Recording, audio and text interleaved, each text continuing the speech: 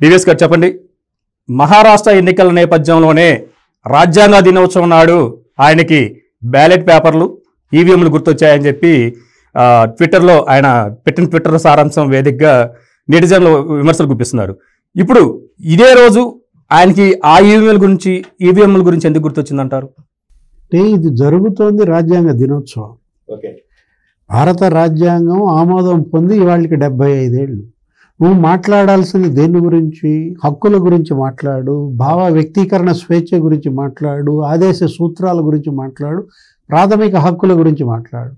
అది వదిలేసి నువ్వు ఈవీఎంల గురించి మాట్లాడటం అంటే బోడిగుండుకి మోకాలకి ముడేయడం. వాళ్ళ ఈవీఎంల గురించి ఈరోజు మాట్లాడే సందర్భమా? అంటే నువ్వు మహారాష్ట్ర ఎన్నికల ఫలితాలపై వ్యాఖ్యానించాలంటే నిన్న వ్యాఖ్యానించాలి, మొన్న వ్యాఖ్యానించాలి. అంటే కేవలం ఏంటంటే జగన్మోహన్ రెడ్డి తన ఓటమికి కారణం తన యొక్క నిర్వాకాలు కాదు, తన యొక్క అసమర్థత, తన అరాచకాలు, తన అవినీతి వల్ల తను ఓడిపోయాననేది డైజెస్ట్ చేసుకోవటానికి జగన్ సిద్ధంగా లేడు. అది ఎవరి మీద తోస్తున్నాడు? ప్రజల మీద దోసాడు మొన్నటిదాకా. ఆ రోజు ఓడిపోయిన వెంటనే రిజల్ట్స్ వచ్చిన రోజే ప్రెస్ మీట్లో జగన్మోహన్ రెడ్డి వ్యాఖ్యలు మీకు గుర్తుండే ఉంటాయి. ఏమన్నాడు? 65 లక్షల రైతుల ఓట్లేమయ్యాయి అన్నాడు, 56 లక్షల మహిళల ఓట్లేమయ్యాయి అన్నాడు, రైతు భరోసా ఇచ్చాను, లేకపోతే అమ్మకి ఓడి ఇచ్చాను, ఆ ఓట్లేమయ్యాయి, ఈ ఓట్లేమయ్యా. తన యొక్క దోషం, తన యొక్క నెపం రైతుల మీద వేశాడు, మహిళల మీద వేశాడు. ఇప్పుడు ఎవరి మీద వేస్తున్నాడు? ఇప్పుడు ఈవీఎంల గురించి వాళ్ళు మాట్లాడటం ద్వారా మళ్ళా ప్రజాస్వామ్యం మీద వేస్తున్నాడు. అంటే తప్పు నీది కాదు, తప్పు ప్రజలదా, తప్పు ప్రజాస్వామ్యానిదా, తప్పు రాజ్యాంగానిదా?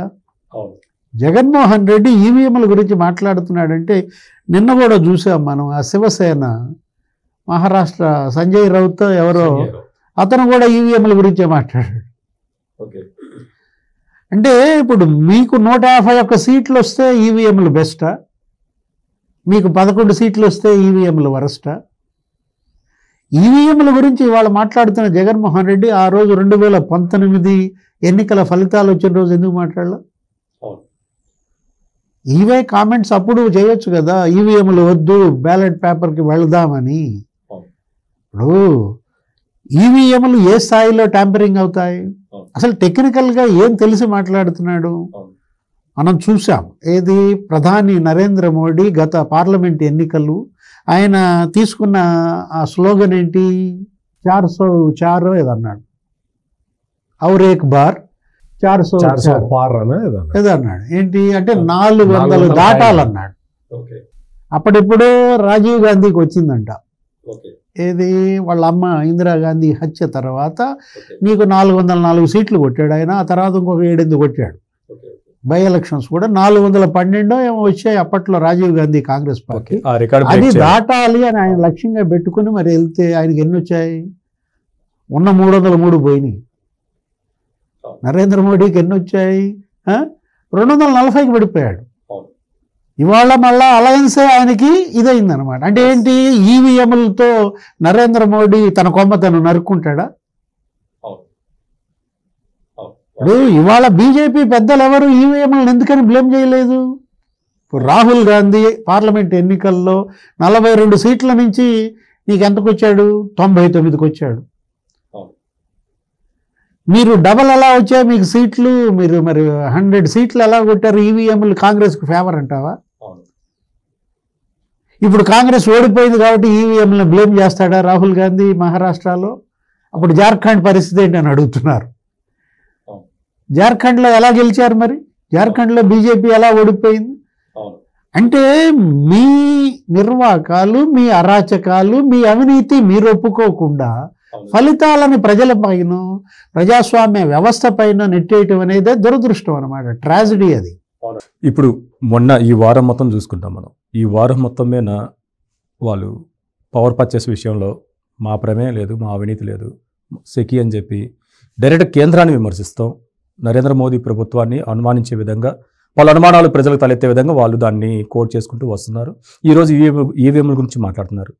ఇది ఒక ఒక ఒక టైప్ ఆఫ్ బ్లాక్మెయిల్ అనిపించట్లేదు మీకు? అంటే కేంద్రాన్ని బీజేపీ గవర్నమెంట్ని అంటే కేంద్రంలోని బీజేపీ గవర్నమెంట్ ఇరుకును పెట్టే విధంగా ఇది వన్ టైప్ ఆఫ్ బ్లాక్మెయిల్ రాజకీయం లాగా అనిపించట్లేదండి మీకు? అంటే జగన్మోహన్ రెడ్డి బ్లాక్మెయిల్ చేయకపోతే నీకు వింత. బ్లాక్మెయిల్ చేసేవాడే జగన్మోహన్ రెడ్డి కదా. ఏది జగన్మోహన్ రెడ్డి అటు వ్యాపారుల్ని బ్లాక్మెయిల్ చేస్తాడు, పారిశ్రామికవేత్తల్ని బ్లాక్మెయిల్ చేస్తాడు, ఐపీఎస్ని బ్లాక్మెయిల్ చేస్తాడు, ఐఏఎస్ఎల్ని బ్లాక్మెయిల్ చేస్తాడు, నీకు పొలిటికల్ పార్టీలను బ్లాక్మెయిల్ చేస్తాడు. ఆయన ఎవరిని బ్లాక్మెయిల్ చేయడు, చివరికి తల్లిని బ్లాక్మెయిల్ చేస్తాడు.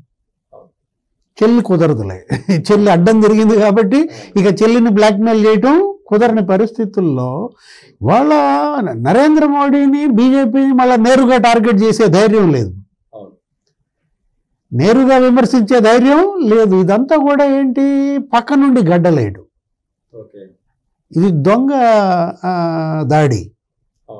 జగన్మోహన్ రెడ్డి గొరిల్లా దాడిలో బాగా నైపుణ్యం. అంటే ఏంటి, కొట్టి పారిపోతాడు, అంటే దాక్కుని కొడతాడు.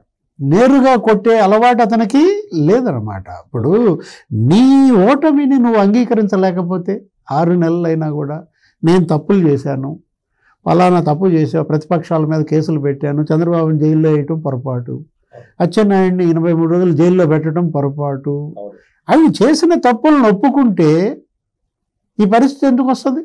అసలు ఏ తప్పు చేయని ధూళిపాళ నరేంద్రని కేవలం సంఘం డైరీని కబ్జాలో పెట్టుకోవటానికి, అమూల్ వాళ్ళకి అమ్మటానికి, ఆ కారణంతో ధూళిపాళ నరేందర్ అని చిత్ర హింసల పాలు చేశాడు ఈ జగన్మోహన్ రెడ్డి.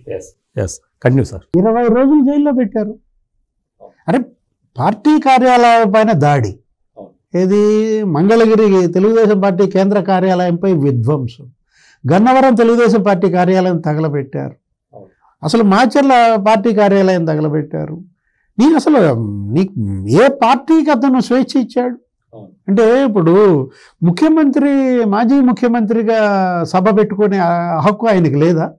నందిగామలో రాళ్ల దాడి, ఎర్రగొండపాలెంలో నందిగామలో ఎవరు, సాక్షాత్తు వైసీపీ నాయకులు, అక్కడ MLA contested MLA Mondithoka team వాళ్ళు వచ్చి వాళ్ళు అటాక్ చేసి కుట్రబన్ని అటాక్ చేశారు. ఏం దారుణం. అసలు సిఎస్ఓ తల పగిలింది, ఎవరు, మసూదన్ తల. ఎర్రగొండపాలెంలో అయితే అతను అసలు మంత్రేనా? ఎవరు, ఆదిమూలపు సురేష్ చొక్కా ఇప్పి మరి, ఒక మంత్రి చొక్కా ఇప్పి మరి రాళ్ల దాడిని ప్రేరేపించాడంటే. అంగళ్ళలో యుద్ధం జరిగింది, చంద్రబాబు పైన రాళ్ల దాడి చేసి చంద్రబాబు మీదే హత్యాయత్నం కేసు పెట్టారు. ఇది 307. కొన్ని వందల మందిని అరెస్ట్ చేసి జైళ్ళకు పంపారు. అంటే తెలుగుదేశం మాజీ మంత్రులని జైళ్ళకు పంపించాడు, 53 రోజులు చంద్రబాబుని జైల్లో పెట్టాడు. అంటే ఎంత నిర్బంధం. ఇప్పుడు ఒక దమనకాండ జరిగింది, దళితులపై దమనకాండ. డాక్టర్ సుధాకర్ విశాఖపట్నంలో దారుణంగా అతను ఏం చేశాడు నేరం, కరోనాలో మాస్క్ లేకుండా నేను ఎలా ట్రీట్మెంట్ చేయాలని ఒక వైద్యుడు అడగటం తప్ప? ఇప్పుడు మాస్కులు, ఫేస్ షీల్డ్లు సరఫరా చేయాల్సిందే ప్రభుత్వం. దానికి ఆయన ఏదో తెలుగుదేశం అన్నాడని ఆయన మీద ఒక పార్టీ ముద్రేసి అతన్ని పిచ్చోడిని చేసి నడి రోడ్డు పైన నీకు పెడరెక్కలు ఇరిచి కట్టి కొట్టారే. అరే నీకు అబ్దుల్ సలాం, అతను నంద్యాలలో అయితే సామూహిక ఆత్మహత్యలు, 2 బిడ్డల్ని భార్యని గొలుసుతో రైలు పట్టాలకు కట్టి సామూహిక ఆత్మహత్య చేసుకుంది ఆ కుటుంబం, ముస్లిం కుటుంబం. చూసామండి. సుధాకర్ ఎస్సీ. అరే నువ్వు ఆ డాక్టర్ అచ్చెన్న అనే వెటర్నరీ డాక్టర్ని కిరాతకంగా హత్య చేశారు. ఒకళ్ళు కాదు, శిరోమండనాలు చాలా చూసి. ఎక్కడ, పోలీస్ స్టేషన్లో దళిత యువకులు వాళ్ళేంటి ఇసుక ట్రాక్టర్ ఏదో ఆపారు, ఇసుక ట్రాక్టర్ ఆపినందుకు తీసుకెళ్లి శిరోముండనం చేశారు. ఆ వరప్రసాద్ అనేవాడు, ఆ శ్రీకాంత్ అనేవాడు స్టేషన్లో శిరోముండనాల. అంటే నువ్వు ఇప్పుడు ఎందుకు ఓడిపోయావు అనేది నువ్వు ఇప్పటికీ తెలుసుకోకుండా ఈవీఎంల మీద వేస్తే. ఇప్పుడు ఈవీఎంలు అనేది అదేంటి అసలు, అవి నాన్ కనెక్టివ్ మెషిన్స్, అసలు ఒకదానికి సంబంధం ఉండదు. అది 2 యూనిట్లు ఏమో ఉంటాయి, కంట్రోల్ యూనిట్ను బ్యాలెన్సింగ్ యూనిట్, CUBU అని అంటాం మనం. ఒకదానికి అసలు సంబంధం ఉండదు, కనెక్టివిటీ ఉండదు. అసలు ఏ యూనిట్ దేనికి వెళ్ళుద్దో కూడా తెలియదు. ఆ రోజు పోలింగ్ డే నాడు అసెంబ్లీ చేస్తారు CUని BUని. పోనీ తయారీ టైంలో నువ్వు అదేమన్నా ట్యాంపరింగ్ జరిగింది అనుకున్నా అసలు తయారీ టైంలో నువ్వెన్ని పార్టీల్లో పోటీ చేస్తావో తెలియదు, ఏ స్థానాల్లో పొత్తులు ఉంటాయో లేదో తెలియదు. తెలుగుదేశం 175 కంటే చేసిందా?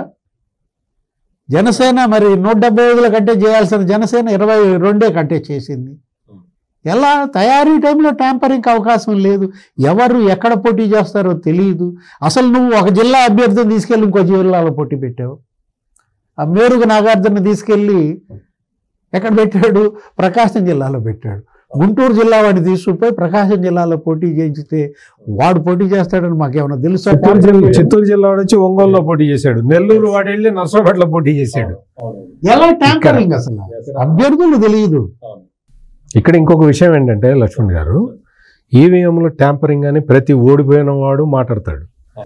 ఇదే జగన్మోహన్ రెడ్డి 151 సీట్లు వచ్చిన అప్పుడు ఏం మాట్లాడాడంటే, నేను నొక్కాను, ఫ్యాన్ గుర్తుకు నొక్కాను, వీవీప్యాట్ ఫ్యాన్ గుర్తే వచ్చింది, అట్లా ప్రతి వాళ్ళు చూసుకొని ఉంటారు కదా అని మాట్లాడాడు. 151 సీట్లు తనకు వచ్చినప్పుడు. అంటే ఒకవేళ డౌట్ ఉంటే అప్పుడే అక్కడే అడుగుతారు కదా అని పెద్ద తెలివిగా ప్రశ్నించాడు. అవునవును. మరి ఇప్పుడు ఆ తెలివితేటలు ఏమైనాయి నువ్వు ఓడిపోయేసరికి?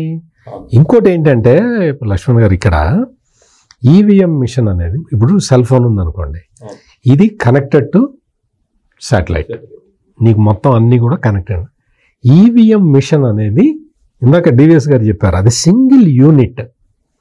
దానికి ఎక్కడ చిప్పులు ఉండవు, కనెక్టివిటీ ఉండదు, ఎవ్వరు కనెక్ట్ చేయలేరు, దాన్ని ట్యాంపరింగ్ చెయ్యలేరు, చేసే అవకాశం లేదు.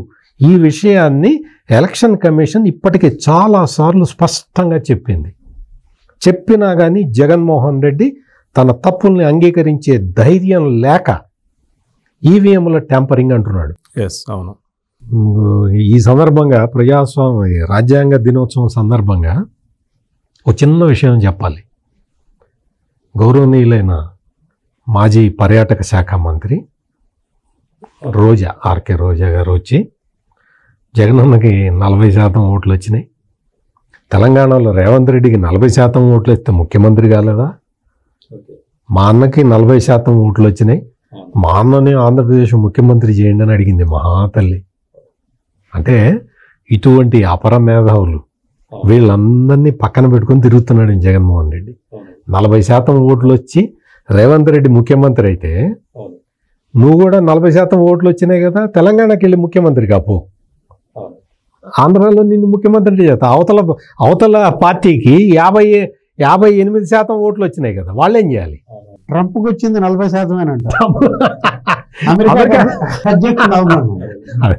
అందుకని ఈవీఎంలు ట్యాంపరింగ్, ఇది అది ఇటువంటి సోది కబుర్లు చెబుతూ జగన్మోహన్ రెడ్డి తనని తాను పల్సం చేసుకుంటున్నాడు. మీరు ఇంటరాక్షన్లో కూడా చెప్పారు, అదే విషయం చెప్పారు.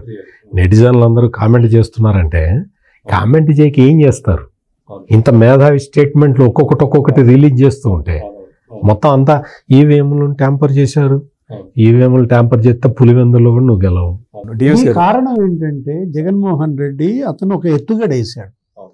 అతనేంటి, దీని వెనక ఒక కుతంత్రం. ఎట్లా ఈవీఎంల పైన ఈ నెపం వేయడం ద్వారా ఈ వలసలను అడ్డుకునే కుట్ర. అతనేంటి, పార్టీ వదిలి వెళ్ళిపోతున్నారు, ఫిరాయింపులు పెరిగాయి. నీకు రాజ్యసభలో 3 ఏకదమ్మని ఒకేసారి రాజీనామా చేశారు. ఇప్పుడు వాళ్ళ రేపు ఎలక్షన్ కూడా వచ్చినట్టుంది నోటిఫికేషన్. 4 ఏళ్ళు రాజ్యసభ సభ్యత్వం ఉన్నా కూడా ఆర్ కృష్ణయ్య నువ్వు వద్దు, నీ పార్టీ వద్దు అని చెప్పి ముఖాన్ని వేసి వెళ్ళిపోయాడు. మోపిదేవి లేదా బీడా మస్తాన్ రావు. నీకు ఎమ్మెల్సీలు 3 రాజీనామా చేశారు. వరుస పెట్టే అందరూ జడ్పీ చైర్మన్లు రాజీనామాలు, కౌన్సిలర్లు రాజీనామాలు, కార్పొరేటర్లు రాజీనామాలు, ప్రత్యక్ష రాజకీయాలకు గుడ్ బైలు. ఎవరు?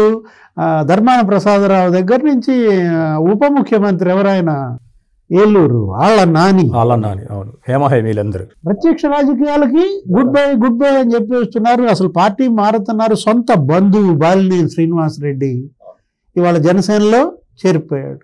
కిలార్ రోసయ్య, మద్దాల గిరి, అసలు మొత్తం అందరూ పార్టీ మారిపోతున్న పరిస్థితుల్లో ఇక ఎవరు తన దగ్గర మిగలరు. ఇప్పుడు ఉన్నాళ్ళు కూడా షర్మిల వైపు వెళ్ళిపోతారేమో అనే ఒక భయంతో పదే పదే ఈ ఈవీఎంల గురించి తెచ్చి ఆ వలసలు ఏదో అడ్డుకునే పాపం ఆలోచన చేస్తున్నాడు కానీ ఉన్నది పోద్ది.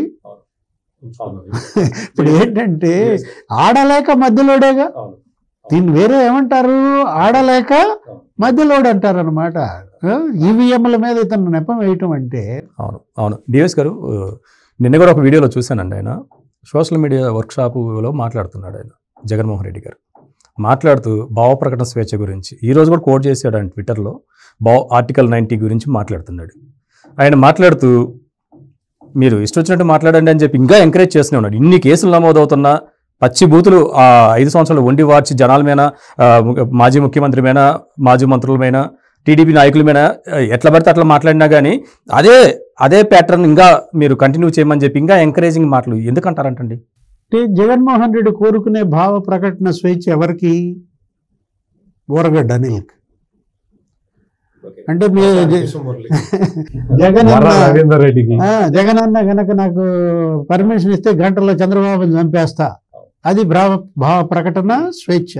కోటమిరెడ్డి శ్రీధర్ రెడ్డిని బుల్లెట్ గట్టి ఈడ్చుకొస్తా, పవన్ కళ్యాణ్ ఇంటూ ఆయన బిడ్డల్ని రేప్ చేస్తా, ఇదా జగన్ కోరే భావ ప్రకటన స్వేచ్ఛ? లేకపోతే పోసారి కృష్ణమురళి, లేకపోతే శ్రీరెడ్డి, వామ్మో అవి మామూలు మాటలు కాదు.